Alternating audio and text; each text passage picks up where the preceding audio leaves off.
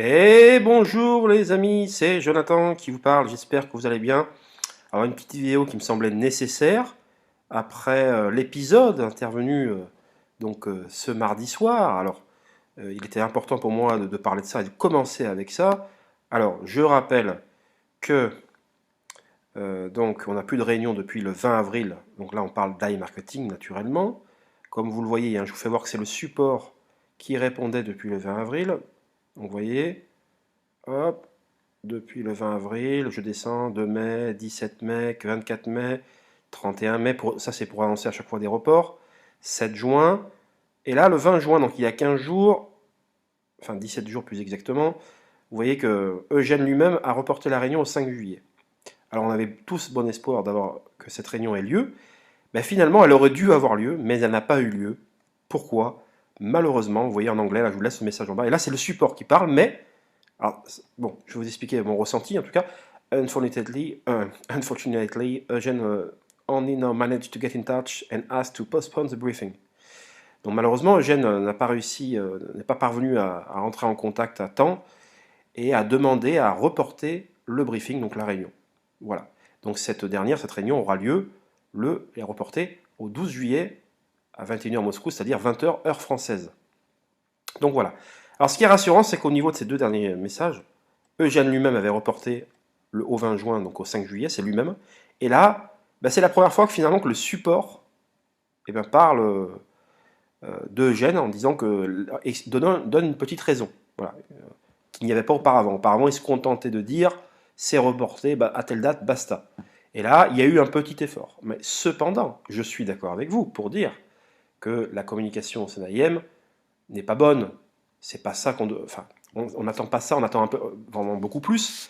Mais dans des temps troubles, donc je rappelle que ça fait plus de 2 mois et demi qu'il n'y a pas de réunion. Bon, ben voilà, on espère avoir plus d'informations dans les canaux officiels, ce qui n'est pas le cas.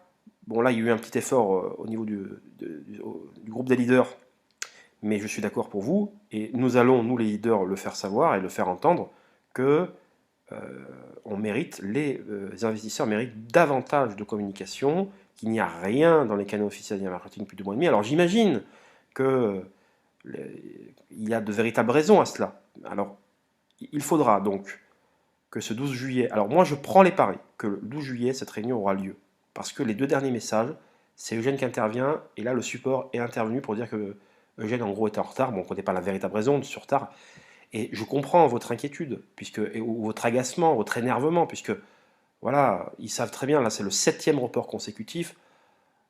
Voilà, quand tu as un minimum de conscience, de respect, tu fais en sorte d'être là, tu sais que les gens attendent beaucoup de toi, et quand bien même les informations sont négatives, il faut quand même être un minimum là pour les gens.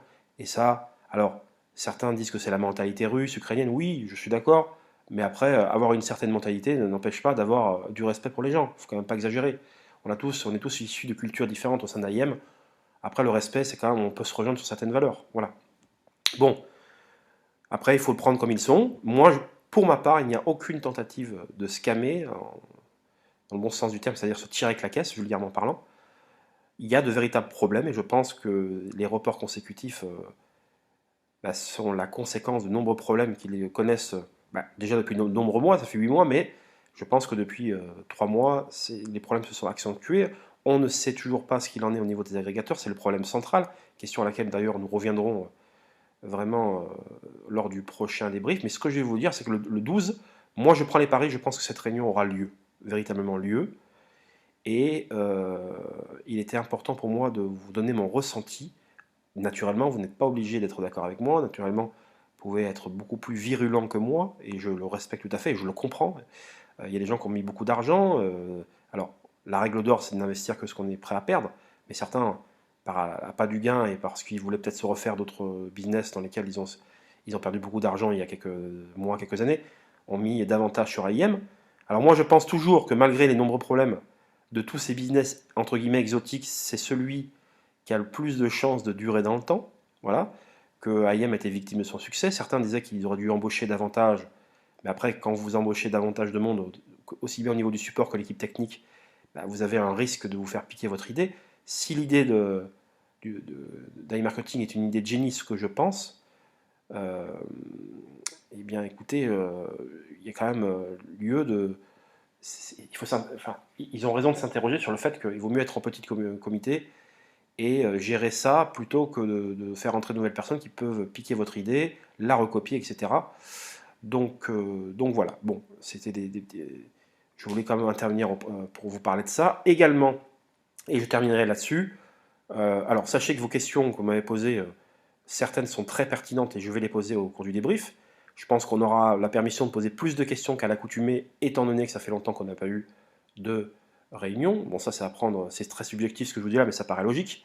Alors, un petit retour, et je termine là-dessus, pour les ventes à zéro, c'est très important de le signaler, parce que certains se trouvent anormal qu'il y ait des ventes à zéro, et je comprends, ils ont peur, mais tout va rentrer dans l'ordre. Si vous avez réinvesti avant le 20 mai 2022, les ventes s'affichent correctement, pas de problème, vous n'avez pas de problème de rentabilité, je dirais. Si vous avez en revanche réinvesti après le 20 mai et que vous aviez encore du budget disponible, c'est-à-dire non dépensé, les ventes sont dans ce cas-là partiellement affichées. C'est-à-dire qu'il y a ce qu'on peut appeler un bug de performance, soit vous avez l'impression de perdre un peu d'argent, par exemple vous en dépensez 200 et vous en gagnez que 150 ou 130 ou 100, et dans ce cas-là, ça sera rétabli par la suite. Ça, c'est si vous avez investi après le 20 mai et que vous aviez encore du budget auparavant.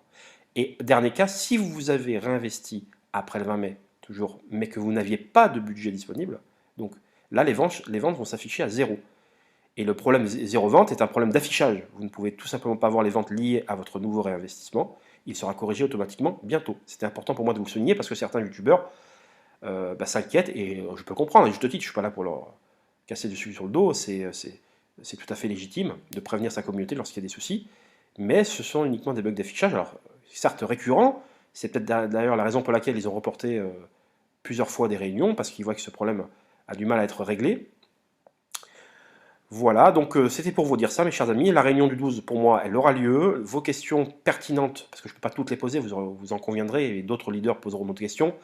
On attendra le préambule et les premiers points évoqués par Eugène, il risque d'en avoir d'ailleurs pas mal, pour ensuite poser nos questions. On ajustera les questions en fonction donc de cette présentation des départs d'Eugène. Voilà, alors j'entends aussi également, je termine là-dessus, diversifiez-vous en attendant le retour d'AIM. C'est pas faux, c'est vrai, mais je le répète encore, tout dépend dans quoi vous vous diversifiez. Parce que ceux qui se sont diversifiés dans des business comme Cancri, comme IPC, eh ben vous avez vu, on en est actuellement. Donc, enlever le côté émotionnel, c'est bien, mais se renseigner et être sûr dans ce quoi on investit, c'est encore mieux.